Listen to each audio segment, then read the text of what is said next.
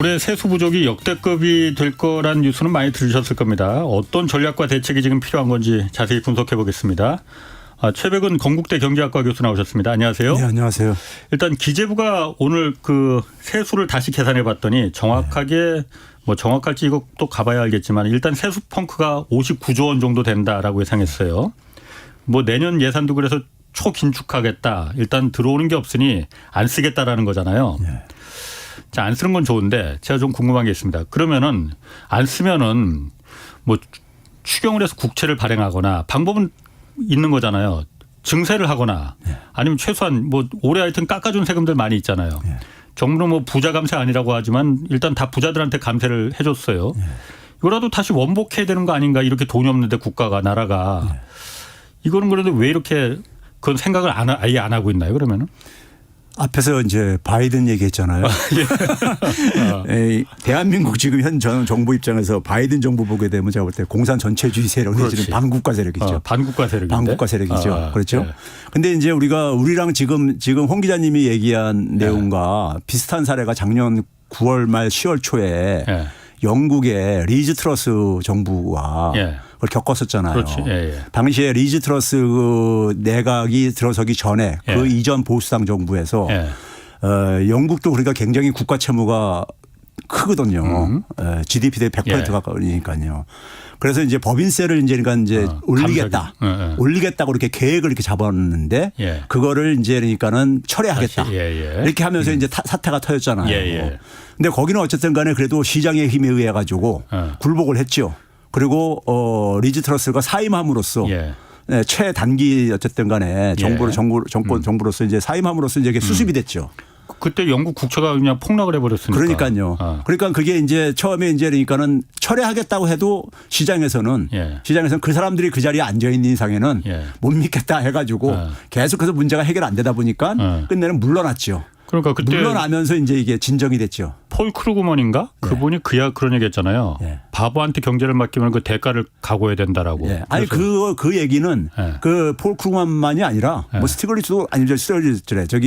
그 누굽니까? 그 하버드 총장도 했었던 서머스 같은 경우들도 도대체 미친 짓을 하고 앉아있다고 이런 얘기도 막 이제 혹평들 하고 그랬었거든요. 그런데 어쨌든 간에 그 당시에 어쨌든 간에 그 영국의 리즈 트러스 정부는 시장에 어쨌든 저거에 어쨌든 굴복하고 그래가지고 철회하고 다시 그러니까 그러면서 시장을 진정을 시켰다고요. 그런데 우리는 그런 게 없어요. 우리는 그러니까 시장한테 이길 수 있다고 생각하는 것 같아 제가 볼 때는요. 이런 사고가 우리 경제 관료들한테 아직도 남아있는 것 같아요. 그런데 이제 이 문제가 기본적으로 생기는 거는요. 지금 이제 이 추경호 경제팀이 더군다나 특히 가장 지금 그 심혈을 기울이는 게 재정준칙 법제화입니다. 재정준칙 법제화예요. 지난번에도 그 얘기 하셨었죠. 이걸 일반 분들이 굉장히 사소하게들 생각하시는데 이거에 대한 집착이 굉장해요. 굉장합니다. 그런데 이 재정준칙이 제가 볼 때는 잘못 설계된 거예요. 잘못 설계. 첫 번째는 뭐냐면은 이런 거잖아요. 국가 채무가 굉장히 빠르게 증가한다 이거예요. 그래서 50% 넘으면은 해외에서 자금 빌리기도 힘들다. 뭐 이런 식의 얘기지 논리잖아요. 그래서 그거를 하기 위해서는 뭐냐면 재정 적자를 줄여야 된다. 최소화해야 된다. GDP 대비 마이너스 3% 이내로 관리해야 된다 이런 얘기 하잖아요. 그럼 거기서 첫 번째 이제 잘못된 게 뭐냐면요. 우리나라 그러니까 예를 들어서 멀리 가지 않더라도 금융위기 이후에 금융위기를 겪었던 바로 그다음에 2009년도를 빼놓고는요. 팬데믹 이전까지 관리 수지 이 정부가 강조하는 게 관리 수지를 얘기하거든요. 그런데 마이너스 3%를 넘은 적이 한 번도 없어요. 근데도 국가 채무는 계속 증가했어요. 국가 채무는요. 채무는 계속 증가했죠. 경제 규모가 국가 채무는 계속 증가해. 아니 국가 채무 그 재정 적자를 굉장히 그러니까는 안정적으로 관리를 했는데도 불구하고 국가 채무는 증가했다 이거예요. 최근에 IMF에서 9월달에 지금 이번 9월달에 뭘 발표했냐면 그 글로벌 채무 모니터링이라고 해가지고 발표를 했는데요. 거기서 우리나라 민간 부채가 증가 속도가 제일 지금 빠르고 그리고 작년도에 그러니까 제일 그러니까는 증가폭이 크다 이런 걸 이제 발표돼 가지고 국내 언론에서도 이제 그걸 이제 보도하고 있었는데 거기 그 내용을 보게 되면요. 채무라는 것은 GDP 대비잖아요. 그렇죠. 분모 GDP가 있고 분자의 채무액이 있는 거예요. 그런데 채무액 증가는 미국이나 우리나라 증가율은 비슷해요. 절대액은 예. 절대액 증가율이요. 채무액은 붕자해야 되는 거죠. GDP 대비? 그러니까 GDP 대비 민간 채무의 때 채무액이 증가할 1년 동안에 증가율이 비율은? 비슷해요. 근데 결과적으로는 뭐냐면 한쪽은 6% 이상 6.6% 정도 증가했고 GDP 대비로요. 미국은 그 6% 이하 마이너스로 오히려 줄어들었어요. 그게 왜 그러냐면은 GDP 증가폭이 미국은 굉장히 큰데 우린 적었기 때문에 생긴 거예요. 분모가 그러니까 영향을 미쳐가지고요. GDP 대비니까. 예. 이거를 사람들이 그 깜빡깜빡들 하시는데 그러니까 결국은 뭐냐면요. 이게 그러니까는 우리나라 같은 경우는 지금 보게 되면은 재정 적자를 굉장히 낮추더라도 국가 채무는 계속 증가할 수밖에 없는 이런 구조예요.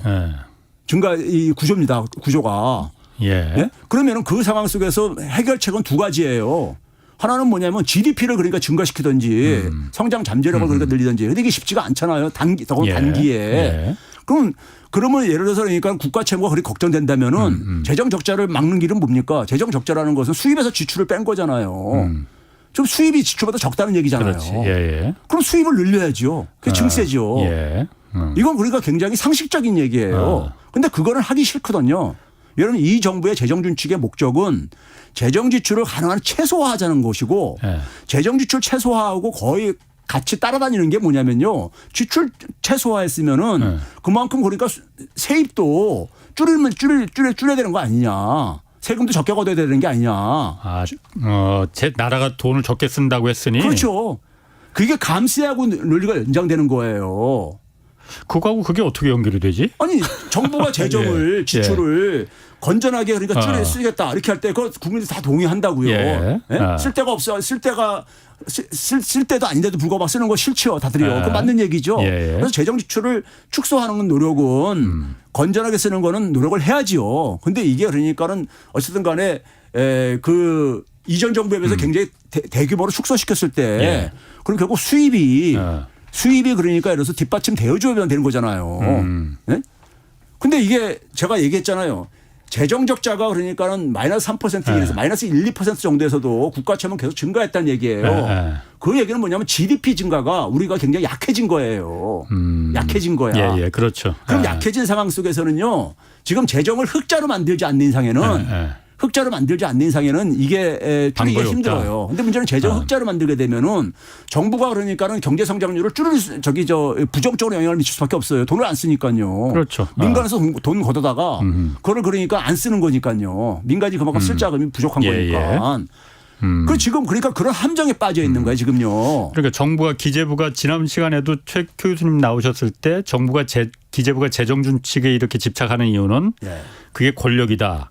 예산 배분하고 그러면은 기재부가 모든 권력을 다 할 수 있다라는 어제 기재부가 그렇게 공적으로 말하진 않아요. 그러니까 최 교수님 생각인 거잖아요. 근데 그게 대대로 그럴 테니까요. 그러니까 그러면은 제가 궁금한 건 그거거든요. 제가 물어본 거는 좋다고 그러니까 재정 준칙을 그렇게 하는 목적으로 하는 게 어쨌든 정부에서는 건전 재정을 말하는 것인데 그런데 건전 재정을 하더라도 지금 당장 이렇게 세수가 60조 원 가까이 펑크가 났으면은 먹고는 살아야 하니까 그러면은 지금 말씀하신 대로 GDP를 갑자기 늘릴 수는 없는 거고 방법은 그러면은 아예 굶어 죽든가 다 굶어 죽든가 아니면은 깎아준 세금을 더 늘리는 건 곤란하니까 반발이 크니까 깎아준 세금들 여유 있는 계층들한테 좀 깎아준 거잖아요. 그거라도 다시 원복을 시켜야 되는 거 아니냐. 제가 질문하는 거 그거니까. 그러니까 왜 안 하냐 이거죠. 그게 제가 리즈 트러스 정부를 얘기했던 거잖아요. 리즈 트러스 정부는 어쨌든 원복을 했잖아요.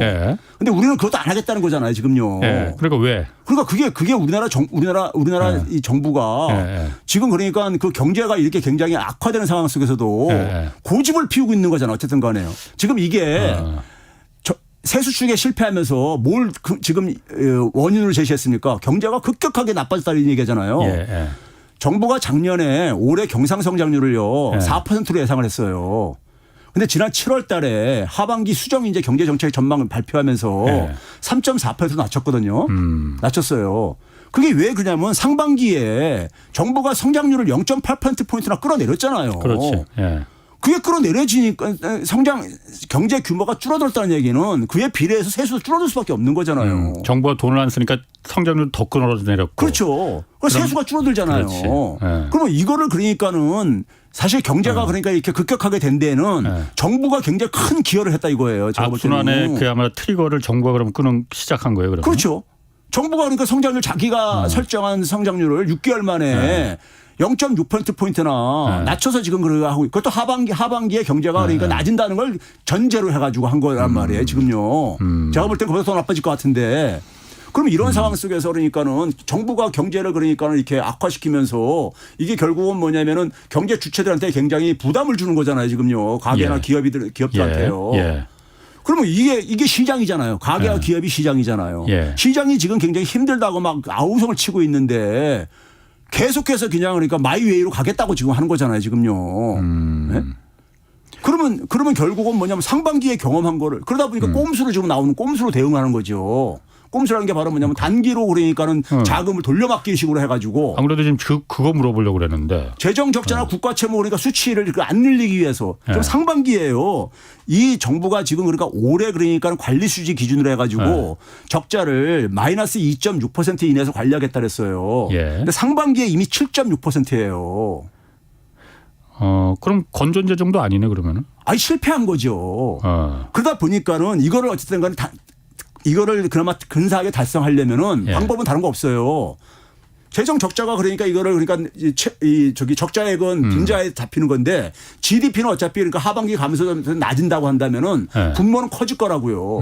근데 채무액을 분자에 있는 이거를 안 늘리게 되면은 이건 줄어들죠. 그렇지. 줄어들죠. 그거를 지금 기대하고 있는 거예요, 지금요. 그러다 보니까는 지금 이 국가 재정 적자라든가 적자에 잡히는 그러니까 요인들 국가 채무를 증가시키는 요인들을 피해 가려다 보니까 단기 자금 돌려막기로 하는 거잖아요, 지금요. 그러니까 그래서 그거 좀 물어보려고 하는데 말하신 대로 세금이 들어오는 돈이 없으면은 추경을 해서 국채를 발행하거나 아니면 증세 뭐 당장 할 수는 없는 거니까 뭐 그렇다 하더라도 국채를 발행하면 될 텐데 지금 한국은행에 지금 빌려 쓴 돈이 마이너스 통장처럼 쓰는 게 있다고 그래도 그거 한 100조 되고 단기 재정증권으로 해서 한 50조에서 153조 원을 지금 정부가 이른바 땡겨 썼다는데 이게 다 단기 자금이잖아요. 이자도 비쌀 거란 말이에요. 뭐 한 4천억 정도 된다고 그러더라고요. 아니 국채로 발행하면은 장기로 국채 발행하면은 이자도 훨씬 싸고 그럴 텐데 왜 국채를 발행 안 하고 그 비싼 이자 물어가면서 단기 차입을 왜 할까? 그게 그럼 그 목적이 그겁니까? 국가채무 숫자 안 잡히고요.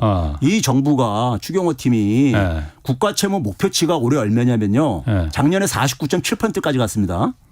그게 그러니까 2.8%는 오른 거예요. 1년 만에. 문재인 정권에 그렇게 욕해도 1년 연평균으로 보게 되면 2.2%포인트 안 증가했었어요. 근데 2.8%포인트가 작년에 1년 동안 증가했어요. 근데 올해 상반기에 이미 51.1%입니다. 국가 채무가요. GDP 대비요. 그러니까 이미 목표치를 넘어선 거야. 지금요. 국가 채무도.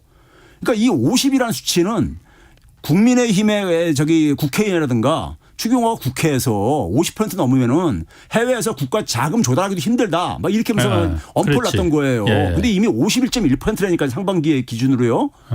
그러면은 이 상황 속에서 지금 그러니까는 국가 채무를 아까 앞에서 재정 적자를 얘기를 했듯이 관리를 국가 채무 안 잡히는 효과가 있잖아요. 일단 단기 자금 돌려막기 하게 되면요. 둘째는 뭐냐면요. 일반 국민들이 생각할 때는 일반 국민들은 이 복잡한 거 잘 몰라요. 모르다 보니까 뭐냐면 근데 국채를 발행을 하면은 이건 국가 채무 증가한다는 거 이건 이 정도 알아듣습니다.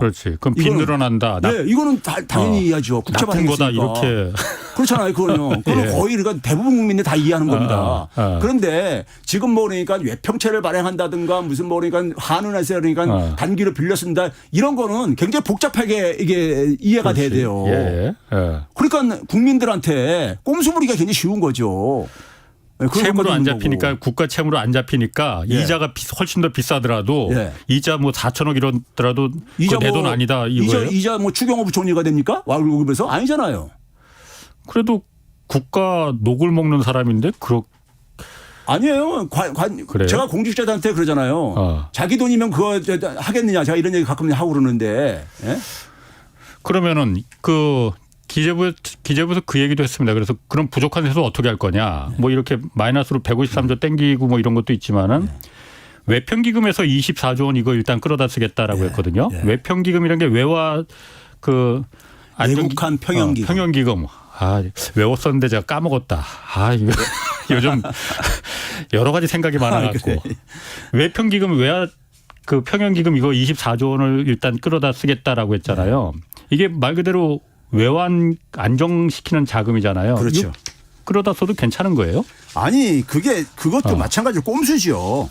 꼼수인 게 먼저 그러니까 시청자들을 위해 청취자들을 위해 가지고 애국한 평형 기금을 잠깐 설명한다면요. 우리가 그러니까는 이 환율 방어를 해야 될 때가 있잖아요. 작년 같은 경우 올해도 지금 여전히 그렇지만은 달러 값이 굉장히 강세잖아요. 예. 이게 그러니까는 예상함보다 굉장히 그러니까는 이 변동성이 크게 되면은 경제 주체들한테 굉장히 고통을 준다고요. 그러니까 이걸 안정시키는 의무가 기재부에 있습니다. 기재부는 기본적으로 화폐 주권을 관리할 의무가 있거든요. 그 나라의 이 화폐 주권 문제를요. 그래서 그 외환 시장을 그러니까 환율 변동성을 그러니까 안정적으로 유지하려면은 그 수단으로서 그러니까 외화를 확보를 해야 된단 말이에요. 뭐 원화도 그렇지. 필요하기도 하지만은. 그렇죠? 그런데 지금 이 시점에서 그걸 하기 위해서 이제 그러니까 우리가 자금을 조달하기 위해서 채권으로 발행을 하는 거예요. 해외에서 발행하게 되면 이제 외화 자금 조달하는 거고 국내에서 발행하게 되면 원화 자금 조달하는 것뿐입니다. 이게 이제 외평기금인데 외평기금은 사실 목적이 기금은 목적에 따라서 쓰게 돼 있거든요. 예? 근데 지금 우리가 이걸 물어봐야 돼요. 왜 엔화이냐? 지금 얼마 전에 발행한 거 그렇죠. 엔화 표시 채권 말하는 거죠? 700억엔. 700억엔. 한국 돈으로 7천억 원. 뭐 7천억 원 좀 안 되죠. 지금 9원 정도까지 떨어지고 이렇게 돼 있으니까요. 그럼 어쨌든 간에 700억엔을 지금 엔화가 왜 필요하냐. 이걸 저는 기자들이 왜 안 묻는지 모르겠어요. 일단 기재부에서는 그렇게 얘기는 했어요. 왜 달러도 아니고 왜 엔화로다가 된 채권을 발행하냐 했을 때 앞으로 한일 간에 기업들 비즈니스 많아질 거다. 그때 기업들한테 빌려주기 위한 자금이 엔화가 필요할 거다. 미리 그래서 좀 대비하는 거 아니냐. 뭐 그럴듯한데. 아니죠. 우리가 기업들이 엔화 자금을 시중에서 조달을 못하면 문제인데 그리고 문제는 뭐냐면은 이 환율이라는 것은 계속 변하잖아요. 변하는데 일단 어쨌든 간에 외평기금의 취지에 맞으려면은 우리가 흔히 말 달러 같은 경우는 달러 채권을 우리가 21년도에 문재인 정권 마지막 때 2년 전에 10월 달에 그때 발행을 한 적이 있었거든요. 그때 유로하고 같이요. 그런 달러 같은 경우는 하다가 그러니까 작년에 요긴하게 썼던 거예요 사실은요. 이 달러 투입을 해가지고 달러가 굉장히 강세를 띄고 그랬었으니까. 근데 지금 엔화가 굉장히 약세인 국면이잖아요. 가장 많이 떨어진 통화잖아요. 그러니까 엔화 여기다 투입해봤자 엔화가 더 떨어뜨린다고요. 그럼 우리나라하고 수출 경쟁력에서 오히려 그러니까는 엔화가 가치가 너무 떨어지게 되면 우리나라 기업들은 불리하죠. 가격 경쟁력에 있어서요. 그러니까 엔화가 되니까. 그렇죠. 엔화가 지금 그러니까 필요가 없는 거예요 지금요. 엔화가. 소위 외평기금 목적으로 본다면요. 관점으로 본다면은. 그러면 그 목적은 아니란 얘기야. 그 목적은 아니란 얘기죠. 그러니까요. 그럼 뭔 그렇죠? 목적이에요? 거기다가 뭐냐면 두 번째는 뭐냐면요. 이게 사람들이 주목 못하는 건데 이번에 뭐 성공적으로 발행했다 그러는데 성공적으로 발행했냐 안 했냐를 가장 중요한 기준이 뭐냐면요. 가상금리입니다. 가상금리가 가장 그러니까 그 낮게 발행하는 그 나라 은행들이 그러니까는 조달하는 거 기준으로 해서 그것보다 플러스 그러니까 이제 일종의 뭐냐면 벌금을 무는 거죠. 일종의 신용도에 따라서요. 그게 이번에 그러니까는 그 이 10년물 기준으로 해가지고 이번에 3년물, 5년물, 7년물, 10년물 네 가지로 발행을 했는데 700억엔을 조달했는데 10년물 기준으로 해가지고 얼마가 했냐면 48bp요. 이게 0.48%죠. 그 낮은 금리라고 했는데 그 정부에서. 그런데요. 2년 전에 그 당시에 달러를 10년물을 그 2년 전에 문재인 정부에서 발행했을 때요. 25bp로 했습니다. 달러하고 엔화하고 어느 게 더 조달하기 힘듭니까? 달러잖아요. 근데 25bp 절반 정도로 발행했었어요. 유로화 같은 경우는 더 차이가 납니다. 유로화는 5년물이었었는데 5년물 13bp 0.13%. 근데 이번에 5년물 엔화는 33bp였습니다. 그러니까는 그때보다도 굉장히 우리나라에 대해서 신뢰가 약화된 거예요. 신뢰가 약화됐으니까 그러니까 이번에 이렇게 성공적으로 발행한 것도 아니에요. 굉장히 비싸게 발행한 거예요. 엔화 원래 금리가 낮다 보니까는 이게 그 낮은 것뿐이지 가상금리로 봐야 되는 거예요. 이것은요. 가상금리가 중요한 기준이라고요. 근데 가상금리를 기준으로 보게 되면 2배에서 3배 정도 그러니까는 2년 전보다 더 높은 비용을 지불했다고 이번에요. 아니 그러면 최 교수님 말대로 엔화를 지금 정부에서는 그 기업 간의 비즈니스 계제 일본하고 많아질 거다 그래서 그거 대비용으로 한다고 했는데 그것도 만약 안 한다면 그 비싼 금리를 가상금리를 받으면서 발행할 이유가 없을 거 아니에요. 그러니까요. 그러니까 외평기금 관점이 아니라 이거예요. 이게요. 그럼 아까 얘기했듯이 외평기금으로 지금 돌려막기 하고 앉아 있잖아요. 예, 24조 펑크라는 것도 있잖아요. 펑크라는 것도 있잖아요. 그리고 이제 뭐냐면은 이 돈으로 가지고 언제든지 이것도 현금할 수 있잖아요. 원화자금으로 수합할 수 있잖아요. 그러니까 그런 우려들이 의심들이 많으니까 정부에서 이거 원화로 환전 안 하겠다고 그랬거든요. 아니 그러니까 그 환전 하겠다 안 하겠다 했더니 두고 봐야 되는 문제이고 그러면 엔화를 계속 갖고 있을 때 엔화를 그러니까는 지금 우리가 우리나라 기업들 같은 경우는요 아직까지도 우리나라가 지금 경상수지가 흑자가 되는 이유가 뭐냐면요. 그나마 이 배당소득이라든가 이런 걸 많이 획득하기 때문에 그런 거예요. 기업들이 그러니까 달러 자금이 있는데 달러를 가지고 지금 그러니까는 엔화를 그러니까 쉽게 그러니까 갈 수 있는데 엔화 자금 700억 엔 정도 가지고 뭐 중소기업 정도 뭐 지원해 줄 건 모르더라도 대기업들은 이 엔화 자금이 지금 필요할 이유가 없는 거예요, 지금요. 자체적으로 조달도 가능하고. 그러니까 이게 지금 여러 가지 관점에서 볼 때 지금 이게 이 도처가 왜 엔화 자금이냐 이 시점에서 이게 된다는 거예요. 거기다가 이게 3년물부터 10년물이죠. 3년 후면은 있잖아요. 3년 후면 이 정권 끝납니다. 그다음부터 5년 7년부터 다음 정권의 몫이에요. 근데 이게 엔화를 가지고 만약에 이제 우리가 다른 통화하고 바꿨을 때 나중에 엔화를 자금으로 갚아야 되잖아요. 근데 엔화 자금이 지금보다 그러니까 만약에 더 강세가 되게 되면은 굉장히 비용을 지불하는 거란 말이에요. 지금 뭐냐면 일본 은행이 마이너스 금리 지금 그러니까 이제 폐지하겠다. 마이너스 금리 폐지하겠다는 것은 이제 금리 올리겠다는 얘기고 그러면 엔화 강세로 그건 갈 수밖에 없는 거잖아요. 기본적으로요. 그럼 그 비용은 다음 정권의 몫인 거예요. 소위 말해서 예전에 2008년인가 그때도 마찬가지로 엔화 대출을 싸다고 했다가 그렇죠. 더블로다가 올라가고 그때 기억하시네요. 망한 사람들 많아요. 그때. 그렇죠. 그때 갑자기 뭐 심지어 뭐 치과 병원 하시는 분들도 그걸로 엔화로 대출 받았다가 엔화 강세로 바뀌면서 굉장히 피해를 많이 봤죠. 그게 국가에서 똑같이 발생할 수 있는 거죠. 그럼 이번에도 엔화가 어쨌든 지금 일본 중앙은행에서 일본은행에서도 기준금리 이거 올리는 거 올해 안에 검토하겠다라고 공식적으로 얘기를 하다 보니까 일본 지금 그 10년물 국채 상한선도 막 쭉쭉 올라가고 해요. 그러면은 엔고로 바뀔 가능성이 있는데 그럼 지금 700억엔 이거 바뀐 게 빌린 게 만약에 그냥 엔화로 놔두면 그 상관없을 것 같아요. 그런데 문제는 그동안 이자만 물고 앉아 있는 거죠. 그러니까 이자 물더라도 어쨌든 간에 그게 쓰지도 않을 거 못하라고 갖고 있어요. 그러니까 쓴다잖아. 어디가 그 쓰는 게 아니 그러면은 이걸 만약에 그러니까 처음에 의심했던 건 그거였거든요. 정부가 지금 세수가 부족하고 그러니까 이거라도 700억엔 빌려서 한 7천억 원 정도 가까이 원화로 환전해서 부족한 세수 이거라도 막 끌어모으는 거 아닌가 그런 의심을 잔뜩 하니까 그러니까 이제 기재부에서 그럴 의심이 들까 봐 이거 환전 우리 안 할래. 그냥 엔화로 갖고 있을래. 그거 바꾸지 않는다 하더라도 있잖아요. 그거 담보로 해가지고 원화자금 조달하는 방법 여러 가지가 다 있어요. 기업들한테 빌려도 되고. 그렇죠. 그러니까 그거 담보로 하면 된다는 얘기는 나중에 그걸로 해소하는 거거든요. 그러게. 그러니까 그건 여러 가지 방법이 있다고요. 지금 사실 이게 정부뿐만이 아니고 엔화로 다 들어온 그 기업들 금융기관들도 많이 있거든요. 왜냐하면 엔화 금리가 그렇죠. 싸니까 워낙. 근데 이게 엔화가 고가 돼버리면은 엔화가 가치가 올라갈 가능성 지금 매우 높아 보여요. 올라버리면은 되로 빌렸다가 말로 갚아야 되는 거 아닌가? 그 맞나? 되로 빌렸다 말로 갚은 건가? 되보다 말이 큰 거니까요. 하여튼 그 부분이 참 이게 좀 그리고 제가 아까 그걸 좀 물어보려고 그랬어. 이런 아까 그 국채를 굳이 발행하지 않으려고 하는 거는 정부가 기재부가 그건 최 교수님 생각입니다. 그러니까 재정 준칙 이게 목적이기 때문에 가장 큰 목적. 재정 준칙 때문에 이거 국채를 발행하는 것에 그렇게 그냥 그 알레르기 반응을 보이는 거다라고 하셨잖아요.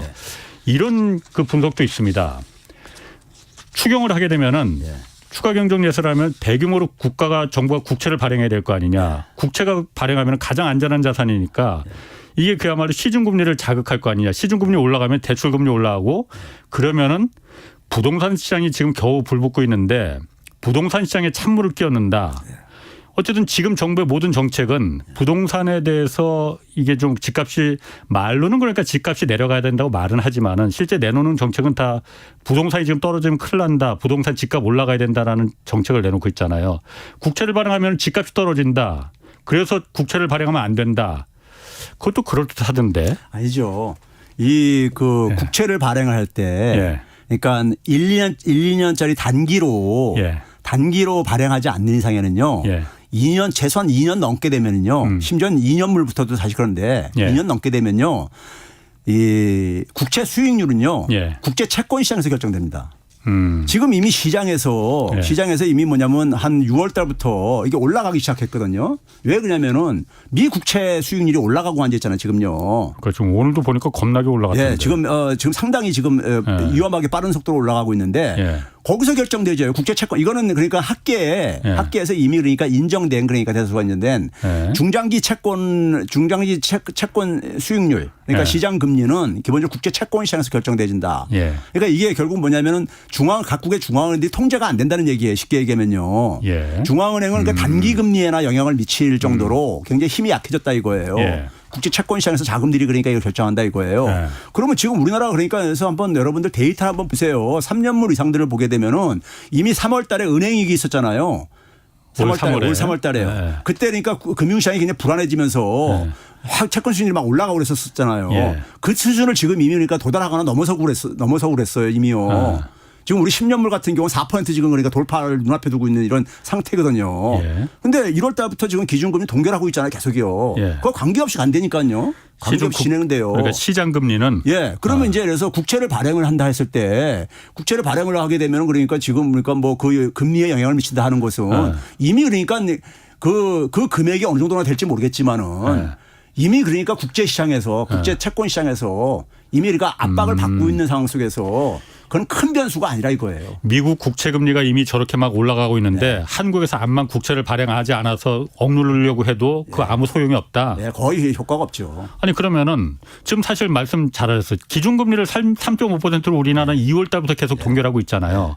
기준금리를 동결하고 있는데 어쨌든 시중 그 국채 금리는 계속 올라가고 시장 금리도 따라서 그걸 기준으로 해서 하는 거니까 국채 금리를 계속 올라가잖아요.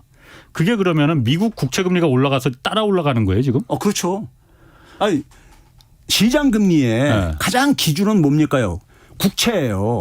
국채가 가장 안전한 자산이니까. 그런데 국채 중에서 가장 안전한 게 어디냐? 미국채거든요. 그러니까 미국채가 일종의 뭐냐면 국제사회 속에서는 시장의 기준금리 역할을 하는 거예요.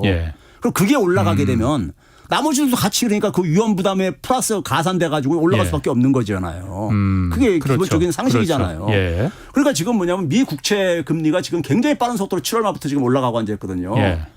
4% 밑에서 관리되던 것이 6월 이전까지만 하더라도 지금 뭐냐면 지금 아까 잠깐 했어요. 4.36까지 지금 돌파하고 앉아 있고 이렇게 가파르게 올라가고 있단 말이에요. 그러니까 국채 수익률이 올라간다는 얘기는 미 국채 가격이 폭락한다는 얘기거든요. 그렇지. 지금요. 미 국채가 굉장히 그러니까는 어떻게 보면 그 위험한 자산으로 지금 되고 있는 거예요. 쉽게 얘기하면요. 사람들이 선호하지 않는 거잖아요. 쉽게 얘기하면요. 가장 안전한 자산인데도. 그러면 나머지 그러니까 한국 정도야. 한국채 정도야. 같이 따라서 움직일 수밖에 없는 거고. 한국채 수익률 봐보세요. 이미 그 쫙 올라가 가지고 3월 수준은 이미 돌파했다니까요. 3월 그게 그러니까 미국 국채 금리가 올라가서 올라간 거라 이거죠? 그렇죠. 당연하죠. 그럼 한국의 국채 금리가 올라가면은 대출 금리 올라가는 것도 그럼 다 그것 때문이에요? 그럼 한국 국채 금리가 올라가게 되면요. 우리나라 금융체들, 은행들이 발행하는 은행들이 우리가 자금 조달할 때 그 금리 산정할 때 삼는 중요한 기준 중에 하나가 은행채거든요. 은행채도 그러니까 거기 연동될 수밖에 없는 거죠. 은행채 금리도 같이 올라가지죠. 기준금리하고 상관없이 기준금리는 상관없죠. 그러면은 아주 단기 자금 빼놓고는 그러면은 대출 금리 그래서 지금 슬금슬금 올라가서 막 지금 7% 그 상단이 올라가고 그런다는데 방법은 있을 것 같아요. 얼마 전에도 썼잖아요. 금융감독원장 어쨌든 대통령이 상생금융 한번 말하고 뭐 상생금융이라는데 왜 웃으세요? 너도 좋고 나도 좋자고 하는데 그러니까는 이제 대통령이 한마디 하니까 이제 금융감독원장이 시중은행 다 돌아다녔잖아요. 뭐 신한은행도 돌고 KB도 돌고 대구은행도 한번 갔더라고요. 그래서 한번 돌면 그 다음에 이제 다 대출금리 확 내려버렸잖아요. 이번에도 그러면 그렇게 하면 되는 거 아니에요? 아니 그 대출 금리가 그 당시에 그러니까 걸론에서 반짝 이제 이렇게 효과가 있을지 몰라도요. 그 당시 상황이 우리가 작년 11월 달부터 예. 올해 5월 말까지 예. 그 금리는 연준의 금리는 있잖아요. 예. 한 2.25% 포인트 올렸었어요. 그럼에도 불구하고 예. 채권 시장의 채권 예. 수익률은요. 10년물 기준으로 했을 때 예. 3.8에서 거의 예. 변동 없이 안정적으로 유지됐었어요. 예. 그게 가장 큰 요인이에요. 그러니까요. 우리나라 시장 금리가 간 거는. 금융감독원이 돌아다니면서 막 한다고 해서 처음에는 그러니까는 금융기관들이 예. 좀 협조하는 척 하더라도 시장에 결국 쫓아갈 수밖에 없는 거예요. 예? 시장에. 지난 11월 달부터 그러니까 우리나라가 그러니까 11월 전후에 그러니까 신용위기를 겪었었거든요. 예. 그리고 이제 어쨌든 간에 그러고 나서부터 본격적으로 강하게 그렇지. 개입하고 그랬잖아요. 그렇지. 12월 달 예, 때. 예, 예. 근데 그 시기가 예. 우회적으로 국제 금융시장이 굉장히 안정을 되찾았던 시기예요. 예? 올해 3월 달만 빼놓고. 예. 예? 아 그래서 그러니까 어쨌든 상생 그게 가장 큰 금융에서 요인이에요. 은행들 손목 비틀어도 그게 약간 그러니까 그것도 있었긴 있었을 거예요 효과가. 근데 대한민국뿐만 아니라 지금 글로벌 상황에서 이 자산 시장에서 예. 그게 몇 사람 저기 관료가 간다고 해가지고요 예. 현장에서는 웃습니다. 네? 그렇게 그 시장이 우습지 않아요. 그래요? 예. 그럼 이번에도 그렇게 해서 내리지는 못할 거다. 지금은 더군다나 미국이 지금 미국 국채 금리가 저렇게 막 폭등하고 있으니 시장에서 자금들이 그러면 글로 빠져나갈 텐데. 그러면은 어쨌든 그러면 지금 가계부채 엄청 또 늘고 있는데 이게 그럼 견디기 쉽지 않을 것 같은데 그러면요? 그래서 IMF에서 경고한 거 아닙니까? 이번에 이제 그러니까 이 글로벌 뎃 모니터를 예. 발표하면서 예. 한국이 민간 부채가 다른 나라들은 다 떨어지고 앉아 있는데 예. 전 세계가 예. 한국만 이게 그러니까 올라갈 뿐만 아니라 굉장히 상승폭이 굉장히 예. 크다. 예. 왜 디레버리징이 전혀 안 되고 있다 한국은 이런 얘기를 하고 앉아 있는 거잖아요 지금요. 상황은 지금 뭐냐면은 금리 인하 이건 아직 그러니까 꿈도 꾸지 말아라 이런 지금 분위기거든요 해외에서는 예. 당분간은요. 그럼 그런 상황 속에서 지금 그러니까 상황이 변동성이 굉장히 큰 상황. 지금 미 국채 수익률을 보게 되면 지금 상황이 얼마나 지금 그러니까 이게 불확실하고 한지를 보여주는 상황인데 근데 이 상황 속에서 지금 그러니까 국내에 자금이 지금 제가 볼 때는 자금이 제대로 순환이 안 돼요. 예. 자금들이 지금 그러니까 서로가 그러니까 자금들 잘 안 빌려주려고 하고 있고 그러니까 자금 사정이 열악한 기업들 같은 경우 지금 굉장히 힘들어하고 있고 실제로 보게 되면요. 그러니까 상황이 그런 상황 속에서 그러니까 지금 여러 가지 그런 변수도 남아 있는데 이 정부는 그러니까 그게 어떤 하나의 구체적으로 위기가 노출돼야지만이 그럼 또 이제 막 개입을 해가지고 팔비틀 지시해가지고 그걸 이제 막으려고 하는데 예? 근데 그게 이제 갈수록 이제 그러니까는 갈수록 그게 할 수 없는 상황에 내몰리고 있다 이겁니다. 정부가 어쨌든 가계부채를 가계부채라는 게 결국은 다 주택담보대출인데 거기서 어쨌든 부동산 시장에 대해서 그 규제나 이제 대출 규제를 다 풀어버리니까 거기서 이제 실질적으로 돈 풀기가 돼서 가계부채가 늘어날 수밖에 없었는데 그렇게 할 수 있었던 것도 뭐 의도라기보다는 한 가지 기대는 게 있었을 거 아니에요. 미국이 미국이 금리 내린다고 하더라. 월가에서 계속 내릴 거라고 분석이라고 하던 기대를 하니 미국 정부도 들어주지 않겠어? 미국에서 금리 내리면은 그럼 우리도 당연히 내릴 거고 그러면 이거 모든 상황이 깨끗하게 해결될 수 있어. 그 기대를 갖고 있었을 거 아니에요. 그런데 지금 그 기대가 없어졌다는 거예요. 자, 그게요. 작년에 10월 중순 전후로 해가지고 미국의 미국채 파동이 있었어요. 제가 이 방송에 나와서 한번 얘기한 적이 있었죠. 그때 한번 잠깐 그 4% 지금처럼 넘었을 때 올라갈 수 있었어. 4.25%막 이렇게 갔을 때 있었습니다. 근데 그 선을 지금 돌파한 거잖아요. 이번에요. 근데 이제 그 당시에 옐런이 나서가지고 옐런은 돈의 성격을 잘하는 분이거든요. 재무장관. 전 연준 의장이니까요. 그러니까 옐런이 그때 뭐라고 훈수를 뒀냐면요. 레포 이용해라. 레포. RP요. 그러니까 환매 조건인데. 환매 조건부 채권. 이걸 이용을 해라. 해가지고 그거를 그러니까 소위 말해서 연준이 레포에 반대인 영레포라는 게 레포라는 것은 일종의 뭐냐면 시중은행들의 이 증권 자산을 담보로 잡고 돈을 빌려주는 건데 영레포는 거꾸로 연준이 가지고 있는 채권을 되게 이제 국채죠. 미국채죠. 이거를 은행들한테 담보로 빌려주고 그리고 자금을 그러니까 차입해 오는 거예요. 그러니까 국채를 공급하는 거죠. 시장에다가요.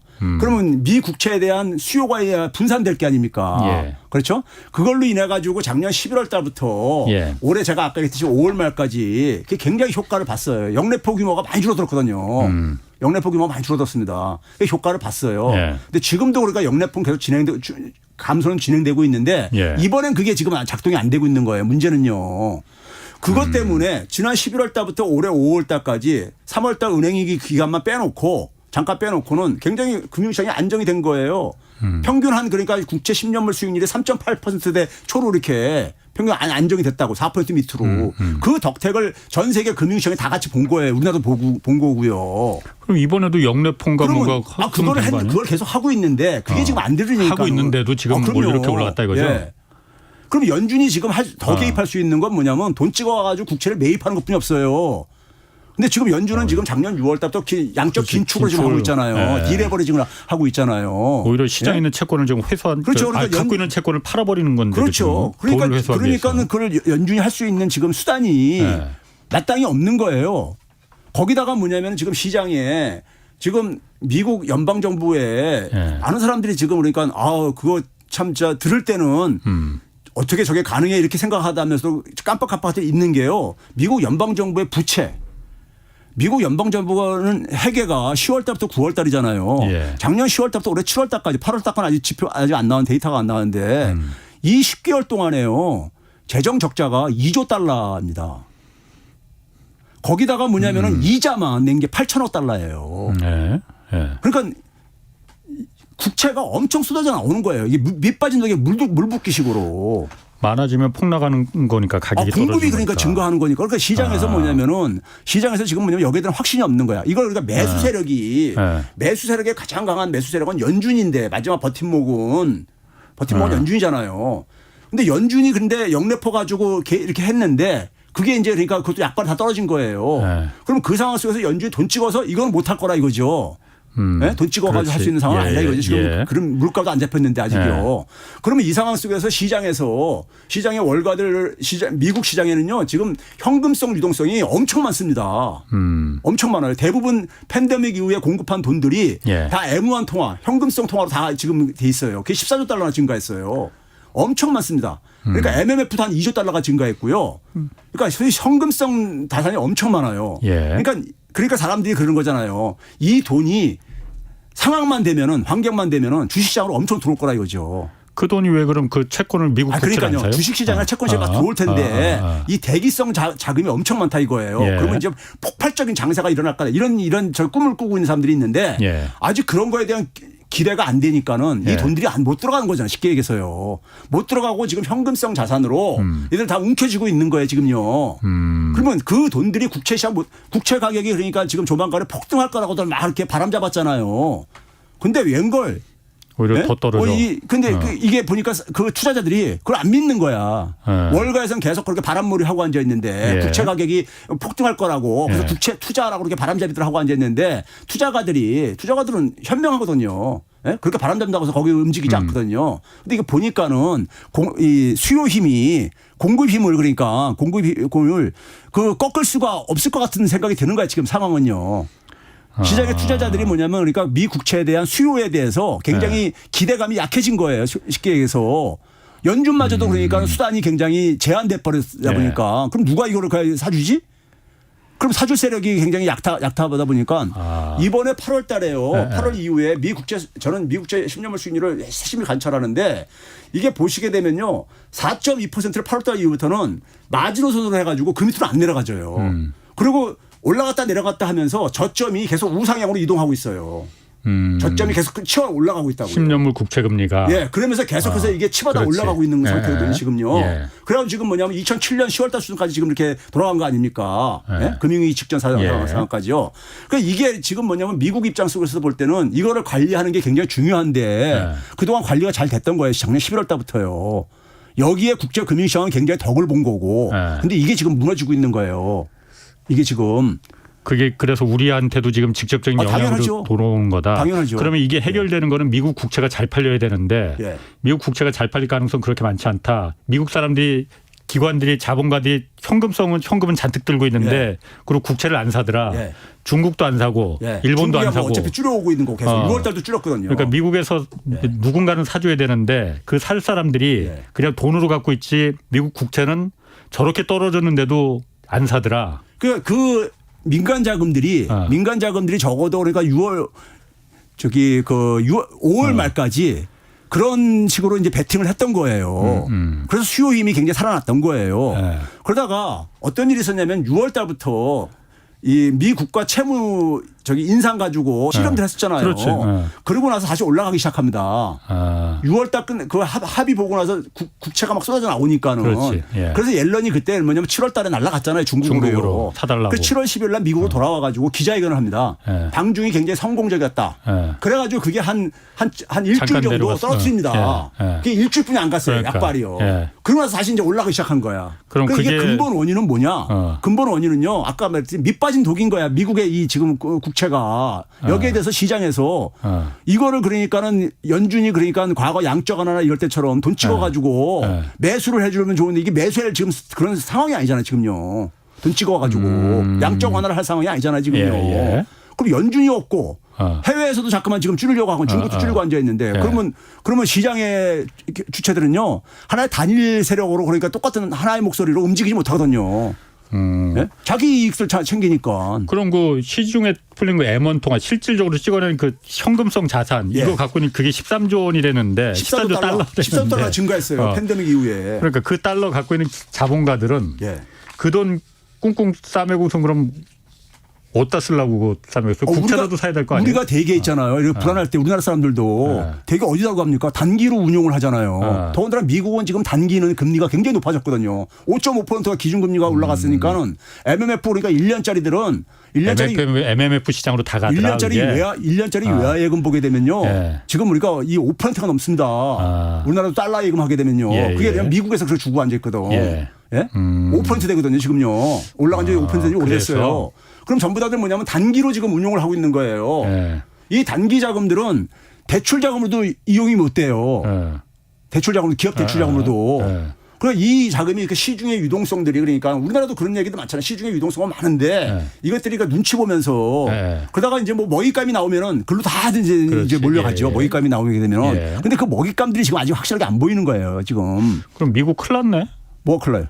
이렇게 국채를 사줄 세력이 없으면은 미국 걱정할 문제가 아니라 대한민국 걱정을.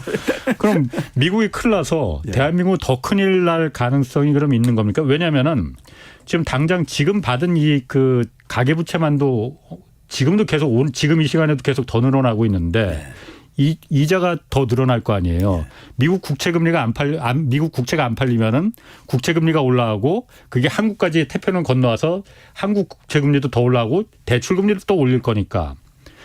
그런데 정부에서 지금 이번 달에 추석 전에 주택 공급 주택 공급 이제 대책 내놓는다고 하잖아요. 대책 중에 가장 큰 게 부동산 PF 시장에 유동성 지원한다는 거잖아요. 유동성을 지원한다는 거잖아요. 가뜩이나 지금 대출금리 더 올라간다는데 안 그래도 지금 PF 시장에서 PF 들어가기 전에 브릿지론이라고 하잖아요. 사전 이거는 서로 못 믿으니까 금리가 지금 20%까지 올라갔다는 거거든요. 난 20% 주고 그게 그럼 어떤 부동산이 20%나 수익이 날까 의문스럽긴 한데 어쨌든 그렇게까지 올라간 거잖아요. 단기로 빌리는 거니까. 그러니까 여기다 그럼 유동성을 더 지원하면은 이걸 다 살린다면은 금리가 떨어져야만 이게 살 수가 있을 건데 금리가 지금 더 올라갈 가능성이 높다는 거 아니에요? 그럼 더 위험해지는 거 아닌가 그러면? 당연하죠. 지금 대한민국 경제의 문제는 있잖아요. 예. 대한민국 제가 이제 우리나라 경제가 일본화가 이미 시작됐다 이런 표현을 쓰고 그러는데 일본화라는 것이 하여튼 어떤 이미지가 떠올라요? 홍 기자님은? 뭐 장기적인 침체하고 지금 막 뭔가 사회가 그 풀어져 있고 활력이 없고. 그러니까 이제 이게 제가 표현하는 건 뭐냐면요. 이게 일본의 이제 그러니까 노구추적인 표현하고 이제 여러 사람들이 표현하는데 과거에 갇혀 있는 거예요. 예. 과거에. 근데 이제 문제는 그 과거가 미래에는 그러니까 별로 도움 안 되는 발목을 잡는 저것들이죠. 대개가요. 예. 과거가 굉장히 우리가 화려한 유산도 있지만은 과거가 그러니까 미래를 발목을 잡는 이런 상황이거든요. 그럼 그 상황 속에서 그러니까 지금 이 성장률의 문제는 오래전부터 생겼습니다. 지금요. 그러니까 20년 넘게 이게 진행이 됐어요. 그러니까 골병이 들어가는 거예요. 쉽게 한국 경제는 골병이 들어갔던 거예요. 그러니까 그 출구로 뭐냐면 그러니까 이게 부동산으로 이제 다 간 거예요. 돈 풀면 다 이게 부동산으로 가고 전 국민이 다 부동산 재테크나 하고 이렇게 되는 실물 경기로 안 간다니까 돈이 어려니까요. 그럼 이런 상황 속에서 지금 그러니까 계속해서 수명만 연장하는 지금 그러니까 그럼 여기다 돈 풀었을 때 일본 경제가 보여준 게 그게 좀비화를 만드는 거예요. 문제는 뭐냐면은 지금 그러니까 주택을 근본적 구조적으로 매수할 세력이 취약해졌다 이겁니다. 이게 그동안 너무 올라버려 가지고. 그러니까 일부 이제 투기꾼들이나 돈이 있는 사람들이 가야겠지만은 저는 그게 큰 변수는 되지 못한다고 봐요. 그러면 그 상황 속에서 어떤 외풍이 왔을 때 우리나라 같은 경우 항상 보게 되면요. 내부적으로는 먼저 선제적으로 변화를 못 만들어냅니다. 외풍이 왔을 때 그 당시 이제 허둥지둥 되면서 그거 막 이제 틀어막느라고 그게 항상 그랬잖아요. 외환위기 때도 그렇고 글로벌 금융 때 항상 그러거든요. 그 경고를 해줘도 안 움직여요. 선제적으로요. 대응책을 안 만들어. 그리고 결국은 뭐냐면 한 방 이제 빵 맞고 나면은 그다음 무너지죠. 무너지고 그러거든요. 그러니까 지금 뭐냐면 우리 경제는 굉장히 체력이 급속도로 약화되고 있습니다. 약화되고 있어요. 골병 들어야 되다가 거기다가 이제 더 약해지고 있는 거죠. 그러니까 이런 상황 속에서 이제 그러니까는 외풍이 만약에 이제 이게 더 이제 날라오게 되면은 날라오게 되면 이게 걷잡을 수 없이 이게 이제 그러니까는 막 저기 저 회오리가 일어날 수 있죠. 지금 이런 상황이에요. 한국 경제는 지금요. 쉽게 얘기하면요. 그럼 지금 정부가 어떤 전략과 대책을 내놔야 되는 했어야 되는 겁니까 그러면? 정부는 지금 정부가 지금 처음 출발부터 어쨌든 간에 제가 그러잖아요. 정부가 뭐냐면 경제 수출 얘기잖아요. 성장률을 깎아 먹잖아요. 성장률을. 이거는 우리나라 역사 속에서 있잖아요. 없었던 일이에요. 2분기 연속해가지고 이렇게 큰 폭으로 깎아먹은 경우는요. 근데 여기에 대한 기본적으로 반성과 성찰이 없잖아요. 자기도 그거 그러니까는 잘못한 거 없다 이렇게 얘기를 하고 있잖아요. 근데 뭐가 바뀌겠어요. 정부가 성장률을 그래서 소위 말해서 경제 관료들 과거 은퇴한 경제 관료들도 그건 잘못하고 있는 거다. 지금 이 상황 속에서 계속 긴축하고 있는 거는 이건 아니다. 이런 얘기를 하는데도 불구하고 조언을 줌에도 불구하고 그냥 마이웨이잖아요. 그냥요. 그럼 그건 기재부가 재정 준칙 때문에 이제 그 목적을 달성하려고 지금 저렇게 고집을 부리는 거다. 그럼요. 그러면은 기재부는 그렇다 치더라도 다른 우리 대통령실도 있고 뭐 다른 행정부처들도 있잖아요. 그리고 학계에서도 그런 조언하고 그리고 대통령실이 어쨌든 절대 권한을 갖고 있는데 거기서는 그런 걸 모릅니까 그러면? 이 경제는 있잖아요. 청와대 아니 대통령실에도 결국 경제 관료들이 다 들어가 있습니다. 경제 관련 부분은 그들이 다 비슷한 사람들이에요. 결국은 다 비슷한 사람들끼리 저기 하듯이 그리고 경제 관료들은 정권이 바뀌어도 비슷해요. 사실은. 그러니까 다 목적은 재정 준칙을 정해야 이 법으로 정해놔야만이 기재부에 돈을 가진 사람들의 권력이 커진다. 당연하죠. 대통령도 그러면 손 못 대니까. 대통령도 손을 못 댄다. 법 제어하는데 어떻게 그 손을 대요? 그렇지. 예산 운용을 이래서 그러니까는 확장적인 걸 문재인 정부 때만 하려고 했을 때 대통령 결단을 따라 할 수가 있었던 거잖아요. 근데 지금은 그거 법 제어하기도 못 하는 거죠, 뭐 그냥. 그럼 기재부의 권력이 더. 근데 제가 얘기하고 싶은 것은 그렇게 한다고 해서 재정 건전성이 달성이 안 된다 이거예요. 지금까지 수치가 보여주듯이. 알겠습니다. 거기까지 해야겠습니다 오늘. 최백은 건국대 교수였습니다. 고맙습니다. 네, 감사합니다.